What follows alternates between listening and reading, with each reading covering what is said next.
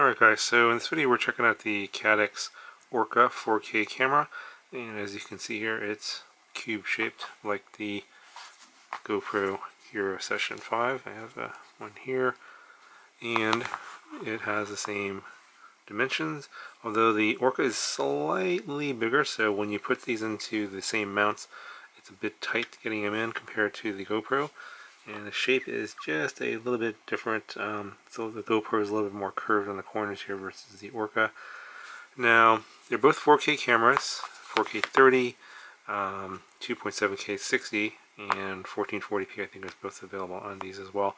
The modes I use mainly on the ORCA are the 4K 30 and the 1440p 60, which you can stretch to super view using after post program, and the sensor on this one is 4.3 like it is on the GoPro. So when you do the 1440p and the 4.3 mode, you get the full sensor, but in 4K mode the top and bottom is cropped.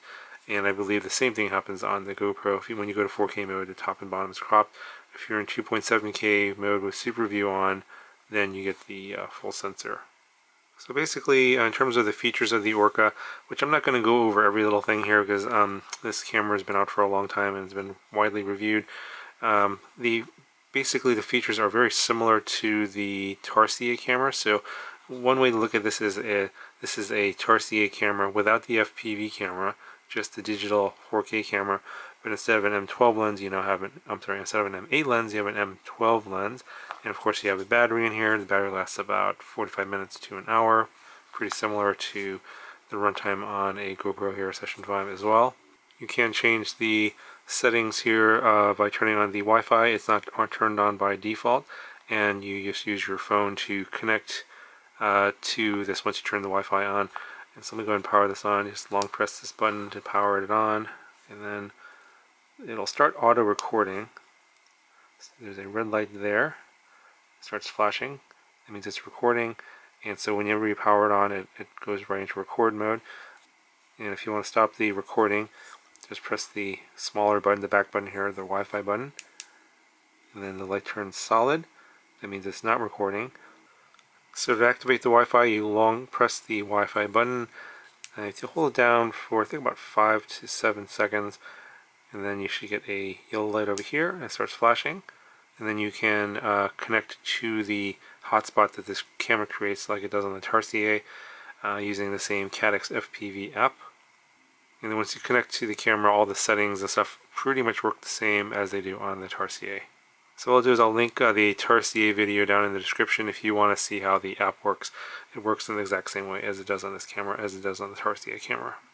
Okay, so in the back here is a small door that reveals the micro SD card and the micro USB port for charging, and you can actually plug this into your computer, power on the camera, and then access the files off the micro SD card. It'll show up as a drive once you power on the camera, or you can take the card out and use a card reader to read the files off on your PC.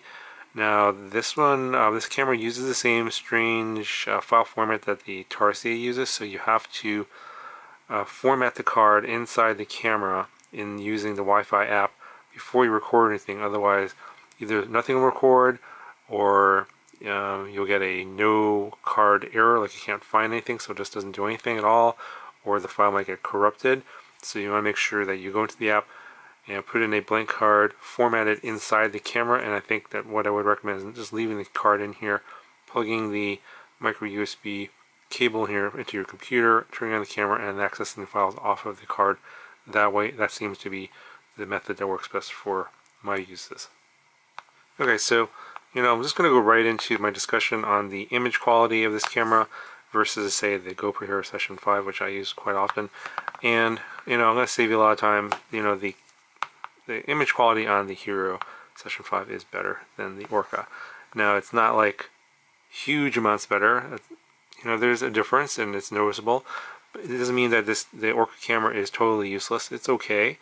The biggest thing for me, the biggest difference for me, is that it doesn't have the flat picture profile, which I use a lot on the Hero Session 5. So if you do a lot of post-production video editing and you want to do your own color grading, having that flat picture profile is really useful on the Hero Session 5, and not having that on the Orca is a downside for those of you that like to manipulate the image in post-processing.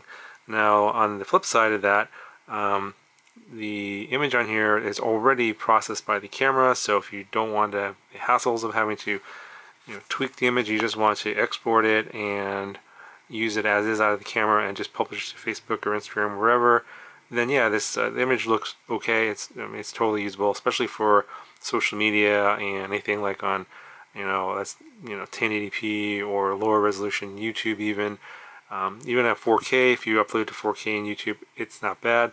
Now, the thing to me about this particular camera is that it is doing a lot of processing inside the camera. So there is, obviously the image is collected by the Sony sensor, and the camera is doing some sort of processing before it actually writes the files to the SD card.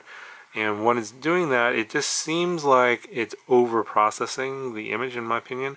Even though I've adjusted things like reducing contrast and reducing sharpness, when you zoom into the image, say like 200 or 400%, you can see how basically the details are lost, and the image becomes more grainy compared to the way it looks on the GoPro at 4K. When you zoom in to like 2x or 4x, the details are still clear versus on the Orca. Because of the over processing, I think a lot of those details are lost, and the image just kind of gets very grainy. Now, the Orca does have a wide dynamic range mode turned on, or HDR mode turned on. So what that does is that when you point the camera like directly at the sun, for example, you actually see more contrast between the sun and the sky, so the sky doesn't look like it's totally blown out.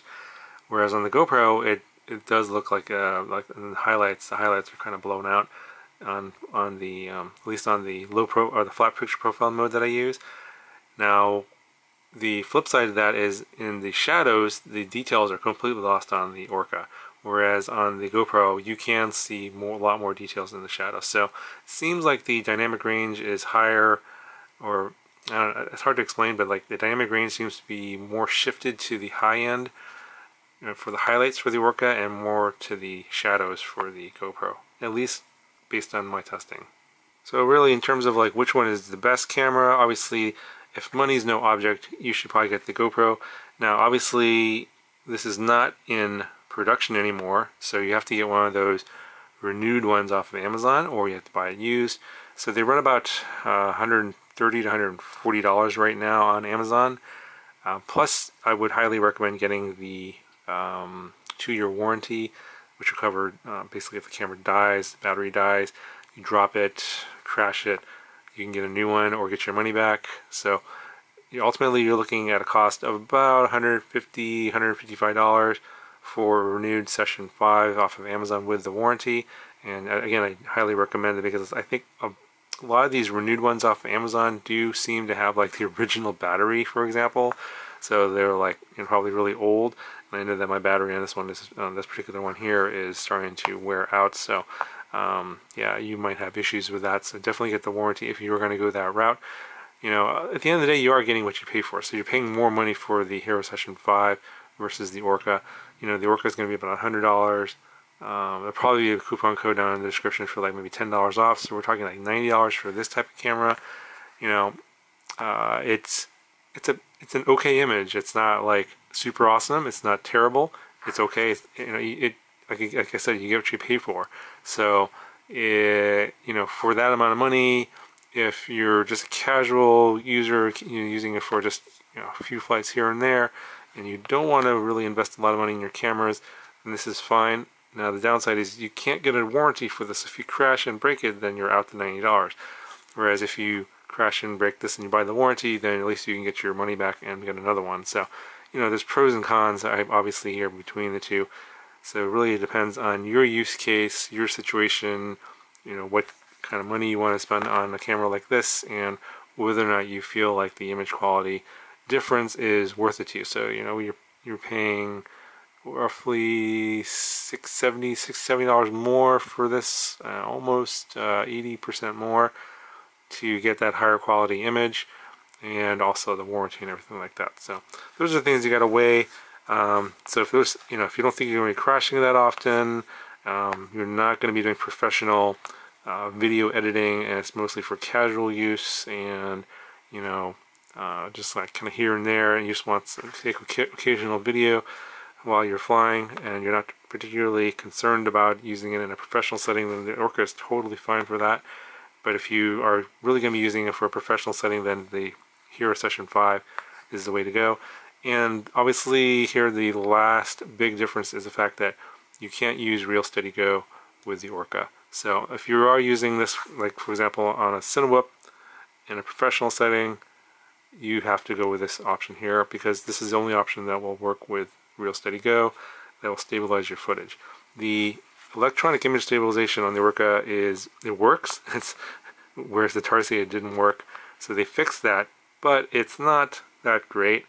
It's okay, but it's nowhere near as good as what you can achieve with the Hero Session 5 and Real Steady Go. So, if you're doing professional cinewhooping, say for like real estate, for example, then the money difference isn't going to, really matter for you that much. If you're not really in it for the money, in terms of making money with your cameras, then obviously, something casual like this is going to be totally fine. But again, you can't use Real Steady Go. So I just need to point that out, because I know a lot of people are going to mention that in the comments. The GoPros are the only ones that have the gyro data that will support Real Steady Go. Anyway, that's pretty much my opinion on the Orca here and the pros and cons versus the GoPro Hero Session 5. Yeah, let me know what you guys think, and here is a couple more video samples for you guys to examine. If you have any more questions, let me know, and I'll talk to you guys in the next one.